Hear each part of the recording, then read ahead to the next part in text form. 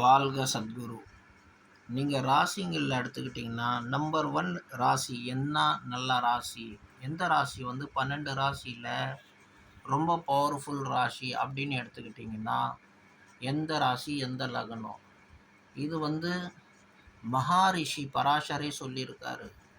சிம்ம ராசி, சிம்ம நட்சத்திரம், உத்திரம் உத்திரம் 2ஆம் பாதம் 1ஆம் பாதம் இல்லை கிருத்திகை, இந்த மாதிரி சூரியன் சம்மந்தப்பட்ட நட்சத்திரமோ ராசி நீங்கள் எடுத்துக்கிட்டிங்கன்னா சிம்ம ராசி. என்ன காரணம் அப்படின்னு பார்த்தீங்கன்னா, ஜகத்துக்கே ஆத்மா பிரகாசிக்கக்கூடிய ஒளி கூடிய கிரகம் சூரியன். இந்த சூரியன்கிட்ட இருக்கிற பவர் யாருக்கிட்டையும் கிடையாது. ஞானமும் இவர்கிட்ட இருக்கு. எல்லா விதமான விஷயங்களுமோ எல்லா ஞானமும் இவர்கிட்ட இருந்து தான் போகுது. எல்லா சக்திகளும் கிரகங்களுக்கு இவர்கிட்ட இருந்து தான் போகுது. அதே மாதிரி நீங்கள் 2வது ராசி பற்றி சொல்லியிருக்கார். அந்த ராசி பார்த்தீங்கன்னா தனுஷ் ராசி, தனுஷ் லக்னம்.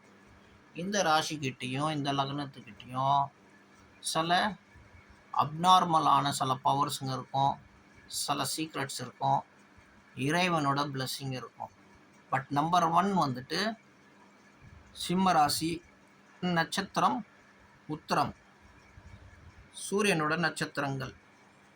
சூரியன்கிட்ட இருக்கிற பவர் யாருக்கிட்டேயும் கிடையாது. அவர்கிட்ட நீங்கள் சிம்ம லக்னமோ சிம்ம ராசி சம்மந்தப்பட்ட நல்ல கிரகங்களும் அவங்களோட ஜாதகத்தில் அமர்ந்திருக்குன்னு நினச்சிங்களேன். அவங்கக்கிட்ட பழகி பாருங்கள், பேசி பாருங்கள். எல்லாரையும் நான் சொல்ல, சிம்ம லக்னம் சிம்ம ராசிக்காரங்களோட கிரகங்களும் நல்லா இருக்கணும், சூரியன் நல்லா இருக்கணும் ஜாதகத்தில். ஒரு மற்ற கிரகங்கள் குரு பகவான் சந்திரன் இவங்கெல்லாம் நல்லா சாரத்தில் ஏறி நல்ல இடத்துல உட்காந்துருக்காங்கன்னா டிகிரியில், நீங்கள் அவங்க பழக்க வழக்கத்தை பார்த்தீங்கன்னா அவங்க அவ்வளோ ஃபேண்டாஸ்டிக் ஹியூமனாக இருப்பாங்க. ரொம்ப சூப்பராக பழகுவாங்க, நல்ல விஷயங்கள் பேசுவாங்க, நல்லது செய்கிறதுக்கு தத்பராக காத்துட்ருப்பாங்க என்ன செய்யலான்ட்டு. ஸோ அவ்வளோ ஃபேண்டாஸ்டிக்கான ஒரு லக்னம். வாழ்க சத்குரு.